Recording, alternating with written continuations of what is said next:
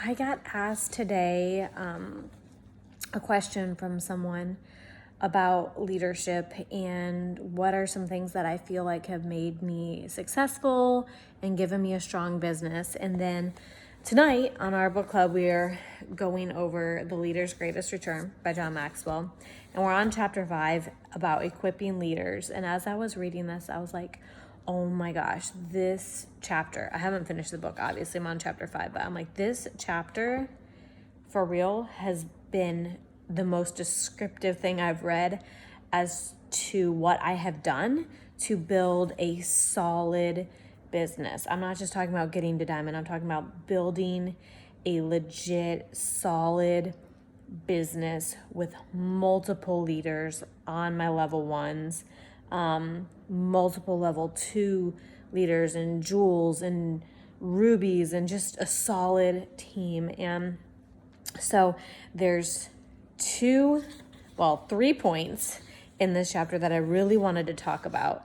And the first is right on the first page, on page 83, but he was talking about how John Maxwell was talking about how leaders, they don't get in the mindset of firing people.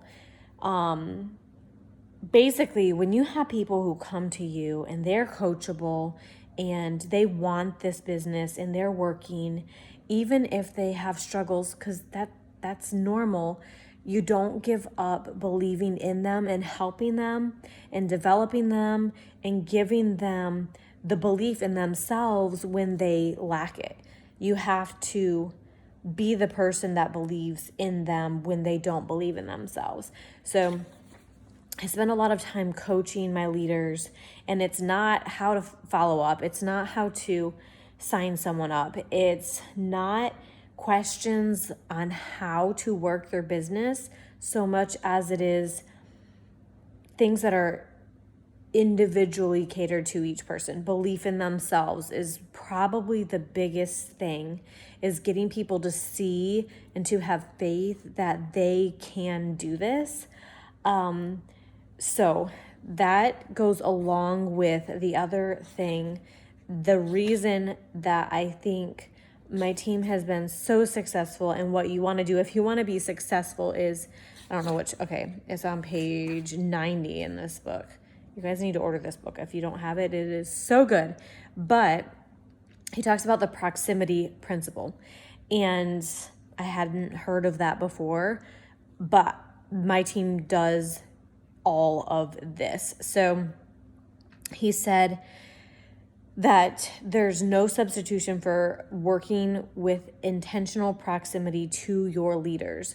That means being on the phone with them. That means talking to them as a friend, helping them through their struggles in this business, and having them close enough to you that they can watch what you're doing. So something that is so important is 3-way chats. So if someone's struggling with detox or a problem, they can watch how I respond and they can learn. People are going to learn so much more from watching how you run your business versus you telling them what to say. So I'll just have people watch what I do or listen to me. We'll get on 3-way calls. I will coach my level 2s and let my level 1s listen to how I am coaching. And then they go and they duplicate what I just did. He talks about I do, we do, you do, which is so important. This is in this chapter as well. So I like to model what they're supposed to do, what my leaders need to do, and then do it with them, and then they do it, and then that doesn't stop there. You have to take it to the next level. They have to teach their people to do it. So then they're doing it with their people, and then their people are trained to do it on their own. So working through all my leaders in that way, I really believe that if you can watch someone coach their people or listen to or see what they are saying to their potentials, to their leaders, to their team, you're going to find out a lot about why they're struggling. The other thing is asking a lot of questions. This goes along with the proximity factor that he talked about. You need to ask them questions like, okay, you're struggling with belief. Why don't you believe in yourself? And it's not just letting them give you a two-worded or two-sentence answer. It's getting them to talk through things and honestly to answer for themselves. Once you get good at this and you're asking questions, they will answer for themselves why they're stuck at gold, or why they can't hit silver, or why their business is not moving past emerald, or what is going on. They will answer these questions for themselves if you have developed the ability to ask them good questions, which takes time. So getting on the phone with your people, letting them see you. We do a discussion time at the end of our book club, which is definitely important to have everybody on there, because you can watch the things your leaders are saying and making notes of, okay, yes, she's on track here, or maybe we need to do some coaching on this. And then they can listen to you as well, which is so important. So I would definitely get on the phone and do coaching calls. That is seriously one of the most important things I've ever done for my business. And I'm picky about who I do it with. They have to be coachable. They have to want this, and they have to be doing the IPA to be productive. I can't make someone successful, but if I'm going to talk to them, our coaching calls aren't 10 minutes. A lot of times they'll be 30 minutes or 45 minutes. But you have to talk for a decent amount of time to get to the meat of why they are struggling. And I like to view it as a mystery that needs to be solved. And I'm not going to stop or give up on my leaders. I'm going to figure out what it is, because I want them to be successful so bad. And I really put a lot of that burden on myself to help them, as long as, and you always have to say this, but as long as they are doing the same for themselves.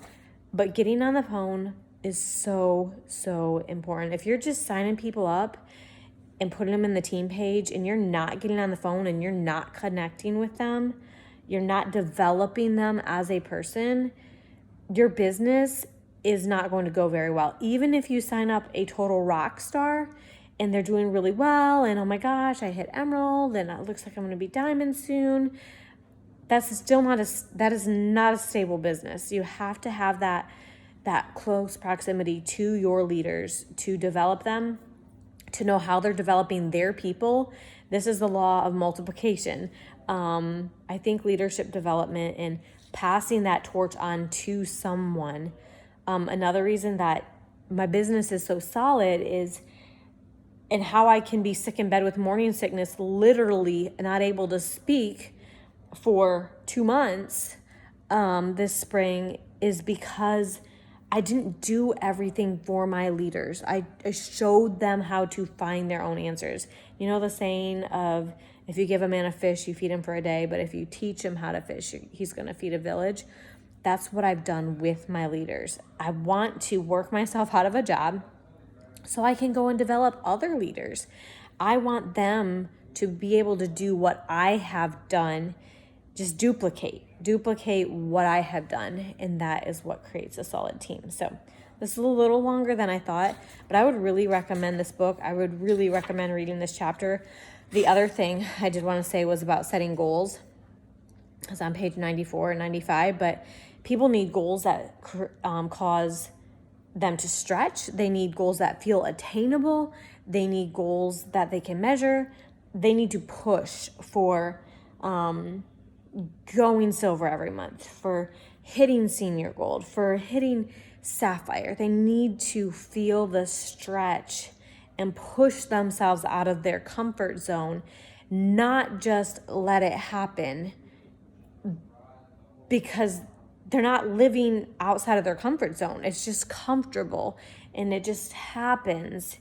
And if they would push themselves and set goals that are bigger but still attainable and make those things happen, they're going to have more success at a much quicker pace. So that's all I have to say for today. 10 minutes talking is long enough.